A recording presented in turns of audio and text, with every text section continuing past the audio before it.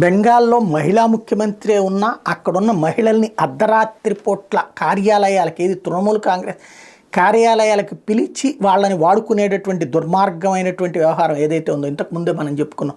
విక్రమార్కుడు cinema అక్కడ repeat అవుతుందన్నట్టు. దాని మీద ఇప్పుడు మహిళలు రోడ్డెక్కి ఉద్యమిస్తుంటే అసెంబ్లీలోనే మమతా బెనర్జీ ఆ నేరస్తులైన దుర్మార్గుల్ని కాపు కాసుకొస్తుంటే ఇప్పుడు నేషనల్ మీడియా అక్కడ అడుగుపెట్టింది. మహిళలు నిర్మోహమాటంగా అక్కడ తమ అభిప్రాయాలు చెప్తున్నారు.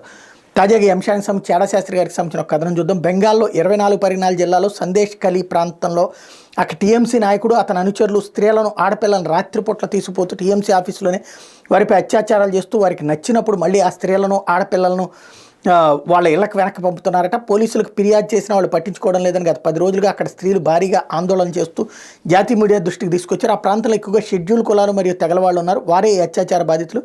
వివిధ ఛానల్స్ వాళ్ళు అక్కడ బాధితులను ఇంటర్వ్యూలు చేస్తూ ఉంటే రోజు రోజుకి భయంకరమైన వార్తలు ఇంకా బయటపడుతున్నాయి. స్త్రీలు ఆందోళన ఉధృతం చేస్తున్నారు. అయితే మమత అక్కడ ఏమీ జరగలేదు, ఇది బీజేపీ కుట్రని కొట్టిపడేసింది. ఆ ఘటనకి ముఖ్య కారకుడు ఆ ప్రాంత టీఎంసీ ముఖ్య నేత అయినటువంటి షేక్ షాజహాన్ ఇంకా పరారీలో ఉన్నాడు. స్త్రీలు ఆందోళన చేయకుండా మమతా ప్రభుత్వం ఆ ప్రాంతంలో విధించిన సెక్షన్ 144ని రద్దు చేసిన కలకత్తా హైకోర్టు రద్దు చేసింది. అక్కడ జాతీయ మహిళా కమిషన్, జాతీయ షెడ్యూల్ కులాల కమిషన్ ఆ ప్రాంతాల్లో పర్యటించి బాధితులు నేరుగా కలిసి వివరాలు సేకరించారు. ఆ ప్రాంతం మొత్తం టీఎంసీ నాయకులు గుప్పెట్లో ఉంది, అక్కడ ల్యాండ్ ఆర్డర్ లేదు అని కమిషన్ సభ్యులు కూడా వ్యాఖ్యానించారు. ఈ సంఘటన పైన సిబిఐ విచారణ జరిపించాలి, అలాగే విచారణ బెంగాల్ బయట జరపాలని వేసిన కేసు మీద సుప్రీంకోర్టులో విచారణ జరగబోతుంది. కాబట్టి ఏం జరుగుతుందో చూడాలి.